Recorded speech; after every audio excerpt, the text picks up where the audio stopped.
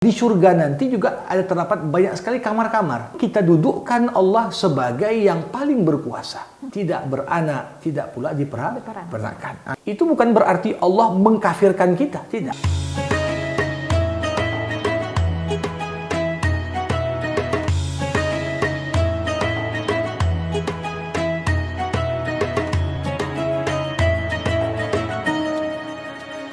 Bismillahirrahmanirrahim. Assalamualaikum warahmatullahi wabarakatuh. Sahabat Al-Quran, Alhamdulillah Allah masih memberikan kita kesempatan, kesehatan, dan tentunya juga kelapangan waktu untuk kita sama-sama mentadabburi Al-Quran. Sahabat Al-Quran, Alhamdulillah kita sudah sampai di episode ke-40 ya sahabat Al-Quran. Artinya kita sudah belajar cukup jauh, sudah cukup banyak ini surah-surah yang kita coba untuk tadabburi. Tapi insya Allah kita akan lanjut lagi untuk surah selanjutnya. Dan diharapkan tentunya juga bersama dengan Ustadz ini mengharapkan semoga sahabat Al-Quran benar-benar bisa mengambil hikmahnya. Kemudian yang paling penting aplikasikan ya Ustadz ya dalam kehidupan sehari-hari ya. Oke.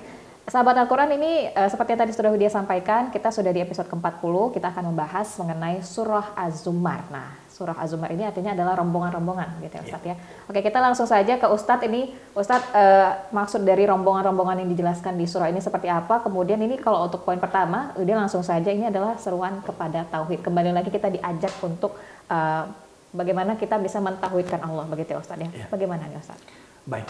Bismillahirrahmanirrahim. Assalamualaikum warahmatullahi wabarakatuh. Alhamdulillahirabbil alamin wa bihi nasta'in ala umurid dunya waddin. Summa salatu wassalam ala khairi man ba'athahu Allah rahmatan lil alamin. Sayyidil anbiya'i wal mursalin Rasulullah Muhammad sallallahu alaihi wasallam wa ala alihi wa sahbihi ajmain. Widya dan seluruh pemirsa, surah Az-Zumar memang artinya rombongan-rombongan. Jadi surah ini dinamakan dengan kata-kata Az-Zumar karena memang di akhir surah ini Allah Subhanahu wa taala menggambarkan kepada kita baik penduduk surga ataupun penduduk neraka sama-sama akan digiring untuk masuk ke surga dan neraka secara berombongan. Jadi rombongan-rombongan di sini adalah gambaran bagaimana penduduk surga sesama penduduk surga itu akan digiring. Ibarat rombongan kehormatan, mereka juga akan mendapatkan fasilitas dan penyambutan yang begitu hangat dari penjaga surga untuk mendapatkan kenikmatan di sana. Sebaliknya, para penghuni neraka ini juga digiring seperti rombongan tawanan yang akan dimasukkan ke dalam sel penjara atau untuk mendapatkan hukuman, maka mereka pun digiring seperti digiringnya hewan ternak. Jadi gambaran ini menggambarkan pada kita cuplikan pendahuluan tentang bagaimana kontrasnya antara kenikmatan surga dan hinanya neraka. Jadi selain Az-Zumar, surah ini juga dalam beberapa buku tafsir dinamakan dengan surah Ghuraf. Ghuraf artinya kamar. Karena di dalam salah satu ayat Allah Subhanahu wa taala menggambarkan bahwasanya di surga nanti juga ada terdapat banyak sekali kamar-kamar. Di surga Firdaus itu ada kamar-kamar yang disiapkan. Maka karena informasi ini hanya disampaikan dalam surah ini, maka surah ini kemudian diidentikan dengan nama surat Ghuraf atau surah kamar. Kembali kita kepada pembukaan surah. Seperti halnya surah-surah yang Allah turunkan di periode Mekah sebelum Nabi Muhammad dan para sahabat hijrah ke Madinah, tentunya penekanan yang paling utama adalah untuk mengesahkan Allah. Kita bisa lihat penekanan ini tampak jelas ketika Allah di ayat ketiga mengatakan ala lillahid dinul khalis, milik Allah agama yang murni. Kalau kita tanya kepada kebanyakan orang siapa pencipta alam semesta, saya kira yang menyembah berhala, menyembah pohon, mereka mengatakan yang kami yakini menciptakan alam semesta adalah Tuhan yang ada di langit atau Allah Subhanahu wa taala. Tetapi sayangnya pengakuan bagaimana Allah ini adalah pencipta alam semesta tidak dibarengi dengan ketundukan untuk menjalankan perintah dan larangan Allah. Dengan kata lain, kebanyakan orang baru dalam tahap bertauhid rububiyah. Artinya mengakui Allah sebagai Tuhan. Tetapi belum sampai pada tingkatan tauhid uluhiyah. Pengertian uluhiyah di sini apa? Betul-betul kita dudukkan Allah sebagai yang paling berkuasa. Tidak jarang Allah mengatakan A, kepentingan kita mengatakan B, kita lebih dahulukan kepentingan daripada perintah Allah.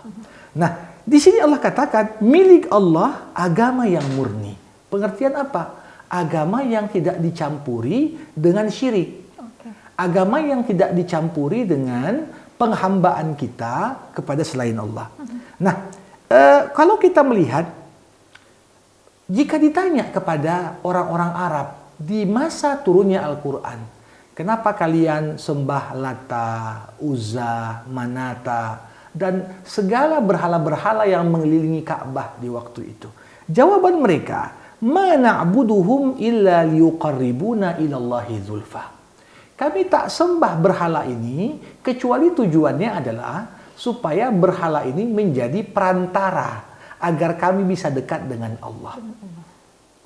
Jadi tak jarang kadang-kadang mereka menganggap Allah itu menciptakan alam semesta, tapi setelah itu Allah dipensiunkan dari kedudukannya. Yang mengatur itu bukan lagi Allah, perantara-perantara ini yang mengatur. Perantara ini yang menentukan dapat mudarat atau dapat manfaat. Nah, ini yang ingin dimurnikan lewat pembukaan surah Az-Zumar ini. Maka dari itu Allah Subhanahu wa taala mengatakan, ya, termasuklah disinggung di sini. Sebagian orang meyakini Tuhan itu punya anak, ya, seakan-akan anak ini kemudian perantara untuk bisa sampai kepada ayahnya. Allah mengatakan, "Lau aradallah ayyattakhidha walada lastafa mimma yakhluq ma yasha." Sekiranya pun Allah akan mengangkat anak, maka Allah akan pilih siapa yang dikehendakinya, bukan berdasarkan pilihan manusia, tapi Allah lah yang akan memilih. Tapi Allah memproklamirkan bahwa dirinya Maha Esa, tidak beranak, tidak pula diperanakan. Nah, jadi di sini pembukaan yang cukup tegas menegaskan kepada kita semua yang ada di alam semesta berpasang-pasangan diciptakan kecuali Allah. Satu-satunya yang esa, yang tidak punya pasangan hanyalah Allah. Dan itulah salah satu sebab makanya kita perlu memurnikan penghambaan kita hanya kepada Allah. Dan sekiranya pun semua orang meminta kepada Allah dan Allah mengabulkan semua permintaan kita, maka sesungguhnya sebagaimana dikatakan dalam sebuah hadis qudsi, sekiranya Allah berikan kepada kalian semua yang kalian minta, tidak akan berkurang dari kekayaan Allah kecuali apa yang berkurang dari air lautan ketika kita celupkan jari telunjuk kita. Coba bayangkan, jari telunjuk kita celupkan ke Samudra Atlantik misalnya. Kira-kira berapa yang berkurang dari air laut, dari air yang menempel di telunjuk kita? Nah, begitulah hakikat kekayaan Allah. Maka dikatakan di sini, in takfuru fa innallah ghaniyun ankum. Semuanya kalau kompak kalian mempersekutukan Allah, kufur kepada Allah, Allah tidak membutuhkan kalian. Jadi jangan beranggapan bisa kita boikot Allah. Kalau kita kompak-kompak untuk tidak sholat atau tidak tunduk kepada Allah akan meruntuhkan kekuasaan Allah. Tidak. Tetapi Allah tegaskan juga di sini, walaupun Allah tidak membutuhkan ibadah kita, tapi Allah katakan wala yarda li ibadihil kufr. Allah tidak pernah ridho kalau hambanya memilih jalan kekufuran. Jadi kalaupun kita kafir, itu bukan berarti Allah mengkafirkan kita, tidak. Ketika Allah melihat seorang hamba memilih jalan kekufuran, Allah biarkan. Tetapi Allah tak ridho dengan pilihan kita. Ustaz, itu dinamakan takdir Allah atau gimana, Ustaz? Ya, apa pengertian takdir Allah? Takdir Allah dalam pengertian Allah Maha Tahu dan Allah mengizinkan itu terjadi. Ya. Tetapi takdir ini kan berkaitan dengan hukum kausalitas. Apa arti hukum kausalitas? Ada sebab, maka ada akibat. Ketika seorang anak sebagai contoh, di malam keesokan harinya akan ujian, dia tak belajar sama sekali. Dan pada keesokan harinya, dia tak bisa menjawab satu pertanyaan pun. dan di akhir saat pembagian rapot dia tak lulus, maka apakah dikatakan itu takdir? Iya, takdir. Tapi yang salah bukan Allah. Iya. Yang salah adalah si anak yang memilih tak belajar, maka Allah biarkan dia dengan pilihannya. Tapi kejadian itu bisa terjadi karena Allah mengizinkannya. Langsung saja kita akan bahas dengan Ustadz. Ini poin yang kedua Ustadz ya, yaitu mengenai tabiat orang musyrik. Dijelaskan kembali nih di surah Az-Zumar. Bagaimana Ustadz tabiat orang musyrik ini? Ya, para pemirsa, tentunya orang yang mempersekutukan Allah ini bukan berarti mereka tidak memiliki fitrah. Semua manusia diciptakan dilengkapi dengan fitrah untuk mencari Tuhan. Maka dikatakan di ayat ke-8, apabila manusia ditimpa kemalangan dan musibah, maka baik dia musyrik, baik dia kafir, semua golongan yang tak beriman, semuanya akan berdoa, minta tolongnya kepada Allah. Mereka tak minta kepada patung, mereka tak minta pada pohon, mereka tak minta kepada segala apa yang disembah selain Allah. Nah, tetapi yang menjadi problem adalah seketika problematika dalam hidup itu Allah selesaikan, maka di saat itu manusia lupa kembali dengan Tuhan yang sebenarnya. Jadi ini yang menjadikan orang-orang yang kufur dan orang-orang yang jauh dari Allah ini kontras sekali kondisinya dengan orang yang beriman. Maka dikatakan di ayat ke-9, apakah orang yang bangun di malam hari memanjatkan doa yang panjang kepada Allah, kemudian dia sujud dan berdiri dalam waktu yang lama, takut kepada akhirat, sama seperti orang-orang yang nggak ngerti. Nggak ngerti dalam pengertian dianggap hidup di dunia ini sekedar senang-senang, sekedar numpang lewat, sekedar kita menjalani kehidupan tanpa ada momen kita akan dimintai pertanggungjawaban atas apa-apa yang kita lakukan. Nah, di sini yang kalau kita lihat bagaimana kemudian penting sekali untuk kita melihat apa sebab sekelompok orang bisa dapat hidayah sedangkan yang lain nggak dapat.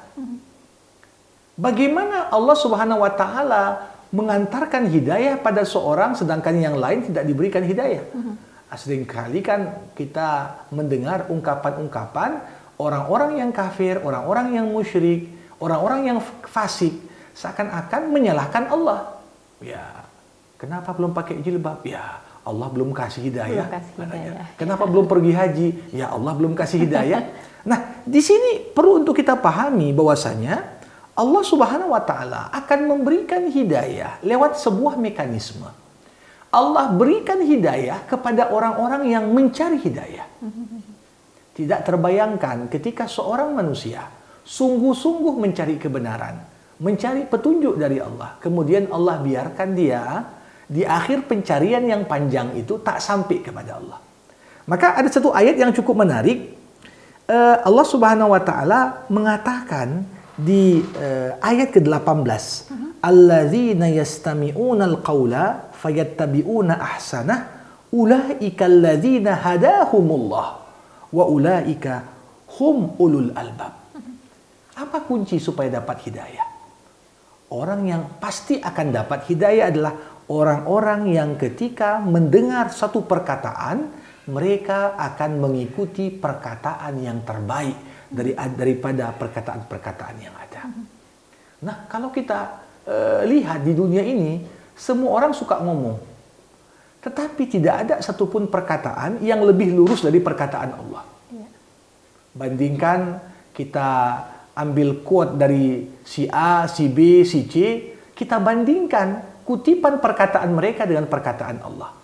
Bagi orang yang hatinya bersih, dia akan tahu, wah, perkataan Allah jauh lebih unggul dibandingkan dengan perkataan manusia paling tinggi IQ-nya sekalipun.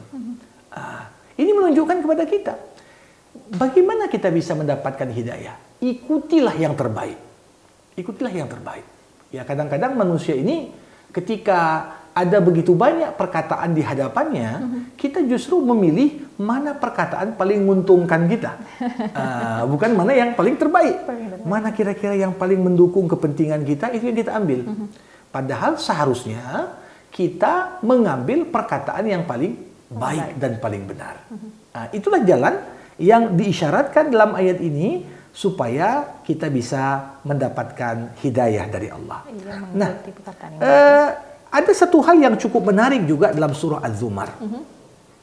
Allah Subhanahu wa taala di surah ini juga membuat semacam perumpamaan bahwasanya orang yang betul-betul bertauhid kepada Allah ini nggak akan pernah sama dengan orang yang mempersekutukan Allah. Bagaimana perumpamaannya?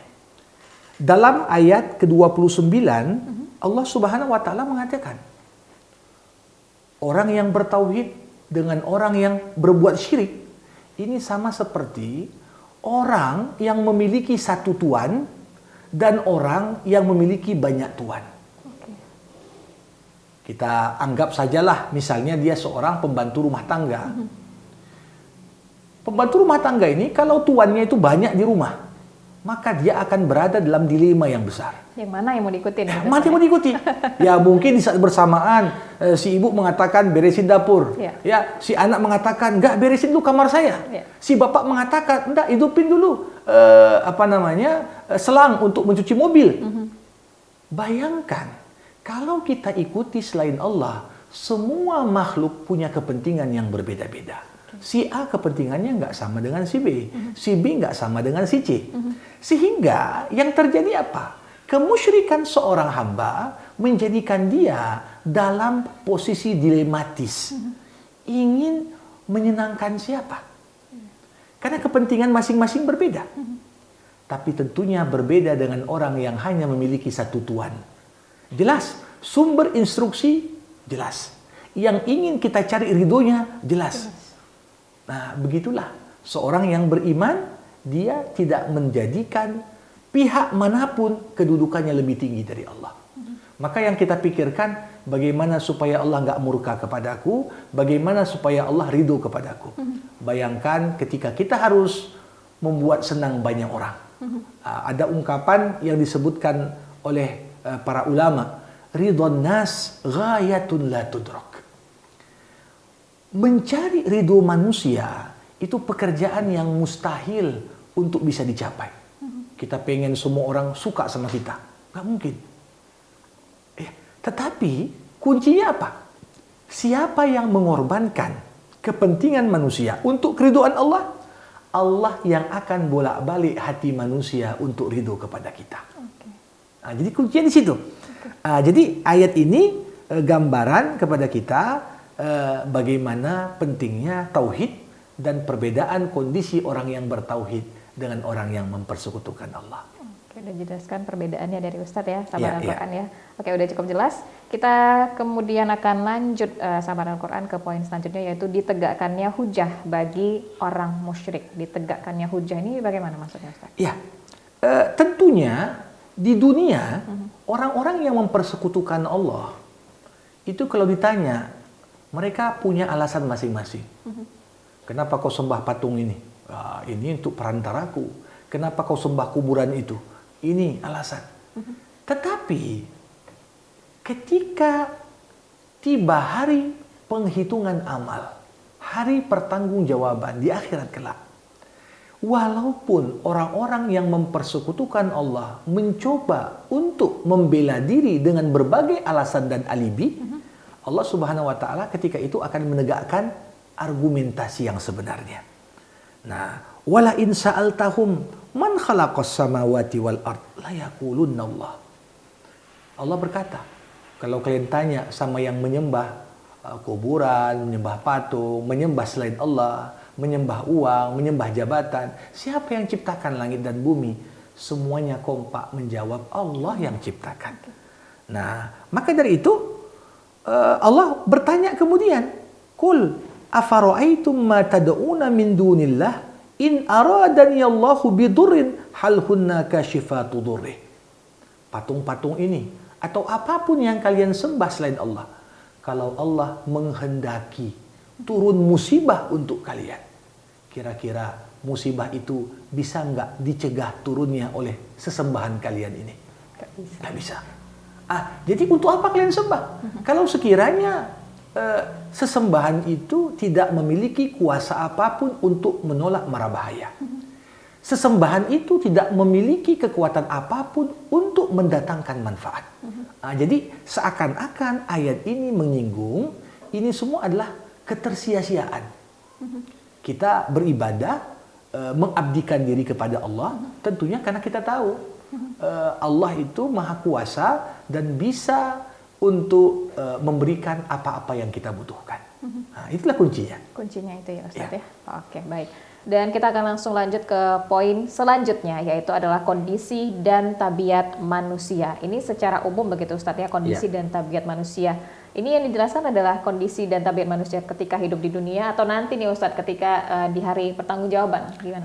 Ayat-ayat yang disebutkan di surah Zumar ini bercerita tentang tabiat manusia di dunia. Manusia ini tentunya diciptakan dengan potensi berbuat kebaikan, sebagaimana kita juga punya potensi untuk berbuat kejahatan. Nah, disinilah peran iman. Iman yang membuat kita naik level. Dari sekedar hidup dengan level seperti binatang ternak, menjadi hidup yang sempurna dengan tuntunan agama. Jadi, sama seperti orang-orang musyrik yang disebutkan pada pembahasan kita di sesi pertama, digambarkan manusia itu baru ingat Allah kapan? Waktu susah. Tapi sering sekali ketika kita berada dalam kondisi nyaman, tidak ada masalah, justru kita lupa kepada Allah. Nah, disinilah yang membedakan mukmin dengan manusia biasa. Mukmin ingat Allah sebagai pemberi nikmat, bukan hanya ingat nikmat. Kebanyakan orang hanya ingat nikmat, tapi lupa kepada si pemberi nikmat. Tapi orang yang beriman ingat kepada pemberi nikmat. Maka dalam kondisi mendapatkan musibah sekalipun, musibah bisa kita sikapi dengan positif dan membuat kita makin dekat dengan Allah. Ini yang membedakan orang-orang yang beriman. Maka dari itu kaidah Allah katakan di ayat ke-52, apakah mereka tidak memperhatikan bahwasanya Allah melapangkan rezeki dan membatasi kepada siapa yang dikehendakinya. Ayat ini ditafsirkan oleh para ulama. Sebenarnya alasan utama Allah melapangkan rezeki kita apa? Rezeki akan luas lewat ketaatan. Makanya salah satu amalan untuk memperlancar rezeki banyak-banyak istighfar. Banyak-banyak sholat, banyak-banyak berzikir, banyak-banyak bersedekah. Semua amalan yang Allah cintai akan memperlebar pintu rezeki bagi kita. Sebaliknya, alasan utama yang membuat rezeki kita menjadi seret dan terbatas, itu adalah ketika kita jauh dari Allah dan membuat Allah murka dengan berbagai bentuk kemaksiatan kita. Jadi, seorang yang ingin nikah, mungkin di awal pernikahan, belum ada pintu rezeki yang begitu lebar bagi dia. Allah justru katakan, menikahlah. Allah janji kalau kau nikah, semata-mata ingin membersihkan dirimu dari segala bentuk perilaku yang menyimpang, Allah akan kayakan kau. Zaman sekarang kan banyak orang mikir dulu, ya belum ada uang macam mana, ini kan begitu. Jadi di sini Allah Subhanahu wa taala ingatkan kepada kita bahwasanya Allah melebarkan pintu rezeki dan mempersempit kepada hamba yang dikehendakinya. Para pemirsa dan Widya yang berbahagia, ada satu ayat di ayat ke-53 yang ayat ini disebut para ulama sebagai ayat yang paling memberikan pengharapan dalam Al-Quran. Ayat yang paling memberikan pengharapan. Jadi ayat-ayat ini cocok untuk dibaca orang yang sedang putus asa. Orang-orang yang sedang dalam kondisi down. Orang-orang yang mungkin merasa hidupnya ini tidak punya nilai. Dia bingung untuk memulai kehidupan setelah jatuh ke titik nadir dari mana. Allah mengatakan di sini dengan begitu indah. Katakan Muhammad kepada para hambaku yang telah berlebihan berbuat dosa kepada diri mereka. Jangan pernah putus asa dari rahmat Allah. Artinya apa? Kalau kita berbuat dosa, di puncak dosa kita sekalipun, maka sesungguhnya dosa kita tidak lebih besar dari rahmat dan ampunan Allah. Dosa kita tak mampu untuk mengalahkan luasnya ampunan Allah. Maka jangan pernah merasa, aku kan sudah begini, aku kan sudah begitu. Rahmat Allah lebih besar daripada yang kau bayangkan. Bayangkan orang yang sudah membunuh 99 orang. Ini kisah disebutkan dalam kitab Sahih Bukhari. Dari umat terdahulu, dia sudah bunuh 99 orang, melapor kepada seorang pendeta. Apakah aku masih punya kesempatan taubat? Pendeta pertama kurang bijak. Dia katakan, tak ada. Kau sudah bunuh banyak orang, maka sudah tertutup pintu surga untukmu. Karena dia gelap mata, akhirnya dibunuh pendeta itu. 100 orang genap yang telah dibunuhnya selama hidupnya. Tapi kemudian dia masih mencari peluang untuk bisa kembali kepada kebaikan. Dia cari pendeta berikutnya yang lebih bijak, justru mengatakan kepadanya, kau masih mungkin diterima taubatmu oleh Allah. Dengan cara apa? Kau tinggalkan lingkungan rusak di mana kau hidup sebelumnya, pindah ke lingkungan baru yang lebih kondusif untuk imanmu. Yang terjadi para hadirin, justru orang yang mencari jalan taubat ini, pada akhirnya dia meninggal di tengah jalan. Belum sampai ke tempat yang dituju, sebagaimana dia juga berada pas di tengah-tengah perjalanan. Tapi kemudian yang terjadi adalah Allah masukkan dia ke dalam kelompok orang yang masuk surga. Kenapa? Karena ada rasa optimisme dan tidak pernah putus asa untuk kemudian memperbaiki diri. Nah, jadi ini yang perlu untuk kita renungkan, Allah itu mengampuni semua dosa. Allah mengampuni semua dosa. Semua dosa. Selama kita masih hidup. Nah, tapi kalau kita dosa syirik dan sudah meninggal, ini yang tak terampuni. Nah, tapi orang syirik masih hidup, masih mungkin bertaubat. Masih mungkin bertaubat sehingga Allah akan ampuni dosa-dosanya. Oke, pintu taubat masih terbuka ya Ustaz, selama nyawa kita ini belum sampai di tenggorokan. Untuk selanjutnya ini mengenai dalil-dalil rububiyah Ustaz. Apa saja dalil-dalilnya? Ya, kita tadi sebutkan tauhid rububiyah ini kan dalam pengertian mengesahkan Allah dan meyakini Allah lah pencipta alam semesta. Nah, kalau dilihat dalil-dalil yang menunjukkan Allah ini sebagai penguasa di alam semesta banyak sekali.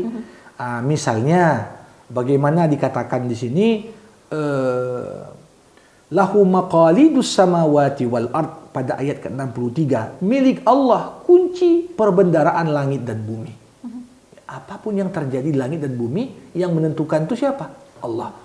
Ya, Allah lah yang kemudian bisa memberikan rezeki atau menahan rezeki, menghidupkan yang mati, mematikan yang hidup. Ini semua adalah tanda Allah itu adalah Tuhan yang rububiyah. Artinya dialah yang paling berkuasa.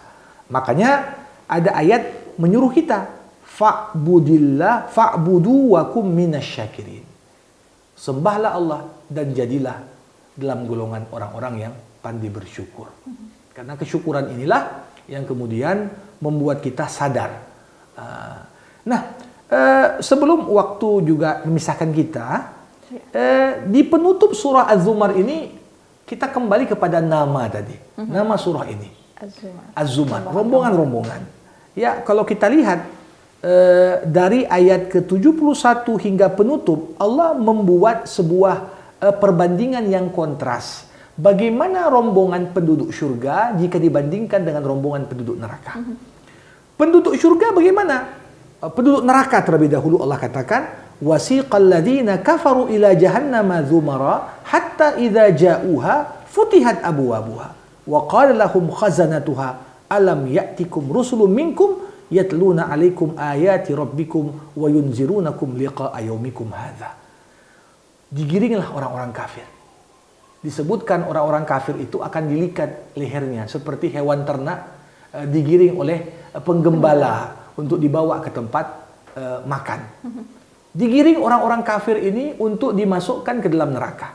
Ketika itu, begitu sampai pintu neraka dibuka dan segera ditutup kembali.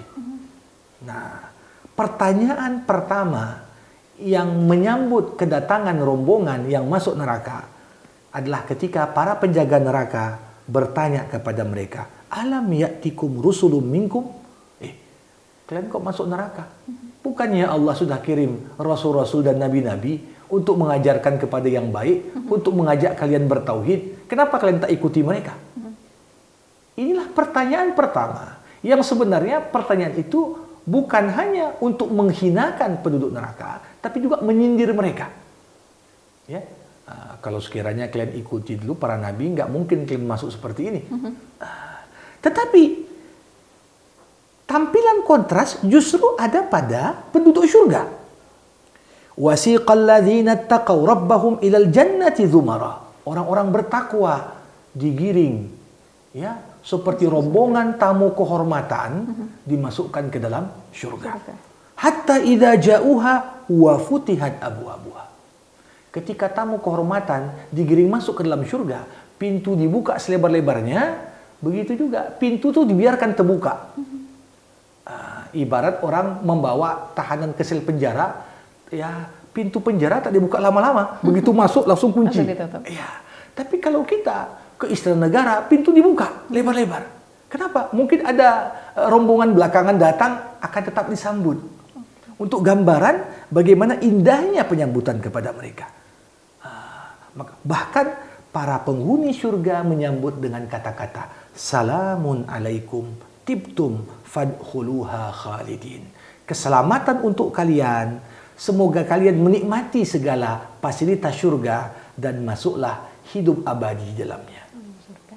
Ini tentunya membuat kita merindukan dan semoga kita semua para pecinta Al-Quran masuk dalam kelompok orang-orang yang bertakwa yang nantinya akan dimasukkan dan digiring menuju surga. Amin, amin, Allahumma amin. Mudah-mudahan ya Ustaz ya, sahabat Al-Quran. Oke, untuk surah Az-Zumar sahabat Al-Quran sudah selesai sampai di sini. Tentunya Widya berharap, Ustaz juga berharap semoga sahabat Al-Quran benar-benar bisa memetik hikmahnya, mencatat segala apa yang sudah kita pelajari dari surah Az-Zumar ini. Dan tentunya seperti biasa Widya ajak juga sahabat Al-Quran untuk like, komen, dan subscribe YouTube channel kita. Untuk selanjutnya teman-teman sahabat Al-Quran akan mendapatkan informasi ataupun juga video-video terbaru ya mengenai surah-surah yang akan kita pelajari selanjutnya. Oke, video tutup sampai di sini. Wabillahi taufiq wal hidayah. Wassalamualaikum warahmatullahi wabarakatuh.